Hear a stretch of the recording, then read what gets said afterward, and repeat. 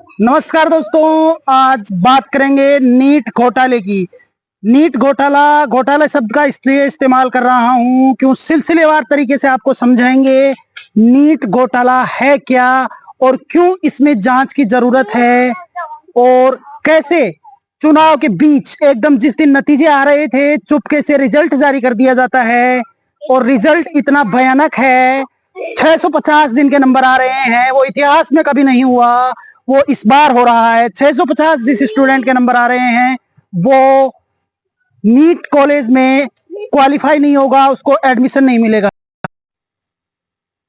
कुछ सवाल है जिनके जवाब भारत सरकार और नेशनल टेस्टिंग एजेंसी एनटीए को देने हैं। सवाल नंबर 1, कुछ सवाल जो मैं लगातार पूछता रहूंगा और पूछूंगा जब तक कि इस पर डिसीजन नहीं आ जाता। सवाल नंबर 1, जो पहली रैंक है 720 नंबर की, उस पर तकरीबन 67 स्टूडेंट आए हैं।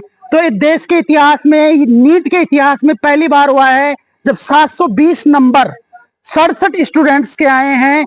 और इसमें घोटाले की बात इसलिए आ रही है, एक ही सेंटर से तकरीबन 10 स्टूडेंट के 720 में से 720 नंबर 67 विद्यार्थियों के आना एक ऐतिहासिक बात है। और इसमें भी रोचक बात यह है, एक सेंटर ऐसा है जहां पर 10 स्टूडेंट के 720 में से 720 नंबर है। या तो वो सेंटर पे सारे मेधावी विद्यार्थी थे या फिर उस सेंटर पर कुछ गड़बड़ी है जिसकी जांच होनी चाहिए, एनटीए को जवाब देना पड़ेगा। पहला सवाल ये है। दूसरा सवाल, एनटीए ने 720 में से 718, 719 नंबर भी दिए हैं, उसका उन्होंने एक्सप्लेनेशन नोटिफिकेशन के थ्रू जारी किया है। उसमें उन्होंने बताया है कि ये जो टाइम मिसमैनेजमेंट यानी टाइम कम पड़ गया था उसकी वजह से दिया गया है एनटीए के द्वारा। तो ये उसमें एक कोर्ट, जो सुप्रीम कोर्ट का वर्डिक्ट है 2018 का, उसका जो है कोटेशन दिया गया है। उसमें उन्होंने कहा है इसकी वजह से 3, 4, 5 नंबर का ये जो डिफरेंस आ रहा है, ये आ रहा है, इसका कारण टाइम मैनेजमेंट और टाइम की कमी है। लेकिन इसमें इस तरह का जवाब एनटीए को देना पड़ेगा। वो नोटिफिकेशन, वो जो सुप्रीम कोर्ट का डिसीजन था, वो जो लॉ की एग्जाम है क्लेट, उसके लिए दिया था। और उसका जो एग्जाम होता है वो ऑनलाइन होता है। ऑनलाइन एग्जाम में टाइम जो मिसमैनेजमेंट होता है वो कंप्यूटर के चलने, उसके बंद होने, सॉफ्टवेयर के अपडेट न होने और कई प्रकार की परेशानियों की वजह से उसमें टाइम की कमी पड़ जाती है। लेकिन जो नीट का एग्जाम था वो ऑफलाइन था, तो इसमें टाइम की कमी किस वजह से पड़ी, इसका क्लैरिफिकेशन भी एनटीए को देना होगा। जो टाइम की बात आ रही है, 4, 5 नंबर बढ़ रहे हैं, किसी के ज्यादा नंबर भी बढ़ रहे हैं, तो ये टाइम मिसमैनेजमेंट किस वजह से हुआ, इसका जवाब एनटीए को देना होगा। और सवाल नंबर जो 3 है, उसमें जो ये टाइम मैनेजमेंट में मेथोडोलॉजी यूज की गई है, ये मेथोडोलॉजी क्या है, इसको उनको क्लेरिफाई करना चाहिए। किस हिसाब से उन्होंने जो टाइम को जज किया है। हालांकि मैं जो एक सुप्रीम कोर्ट का जो फैसला आया है, उसको जो वर्डिक्ट है उसको मैंने स्टडी किया है। उसमें बताया गया है अगर किसी स्टूडेंट को, मान लीजिए 3 घंटे का पेपर था, उसमें 2 मिनट 3 मिनट अगर उसकी कम पड़ी है तो उस हिसाब से उसके जो नंबर आए हैं उनका पोर्शन बढ़ा दिया गया है। लेकिन अगर किसी विद्यार्थी के 720 नंबर आए हैं और उसका अगर टाइम फिर भी कम है तो उसके 721 क्यों नहीं हुए, 725 क्यों नहीं हुए, यह भी बड़ा सवाल है जिसका जवाब एनटीए को देना पड़ेगा। इसके अलावा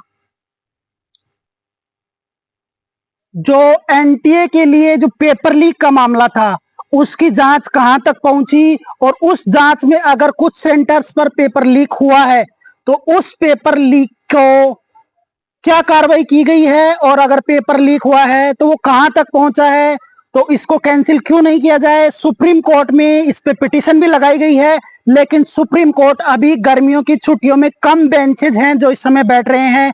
सुप्रीम कोर्ट के जो चीफ जस्टिस हैं वो इस समय लंदन गए हुए हैं, वहां वो तकरीर कर रहे हैं। लेकिन यहाँ पर तकरीबन खुसूसन 7-8 बेंच है जो इस समय काम कर रही हैं, 7-8 जज हैं, केवल वही काम कर रहे हैं, वो भी पार्शियल डेज पर काम कर रहे हैं, रेगुलर डेज पर काम नहीं कर रहे हैं, वो भी छुट्टियों पर हैं।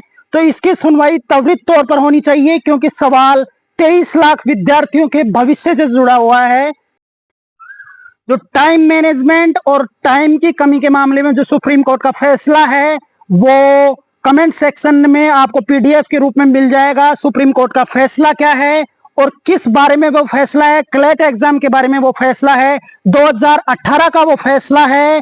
और इसके अलावा जो तकरीबन 6 स्टूडेंट हैं जो एक ही सेंटर से हैं, उनके रोल नंबर सिमिलर हैं, उसका भी पीडीएफ आपको कमेंट सेक्शन में मिल जाएगा। तो ये जो कुछ पॉइंट्स थे, इन पॉइंट्स पर एनटीए को जवाब देना होगा, सरकार को जवाब देना होगा। चुनावी नतीजों के बीच क्या जरूरत थी? चुनावी नतीजों से एक दिन पहले या एक दिन बाद भी ये नतीजे घोषित किए जा सकते थे, लेकिन एनटीए की क्या ऐसी मजबूरी थी? नतीजों के बीच 4 बजे के आसपास चुपके से रिजल्ट जारी कर दिया जाता है।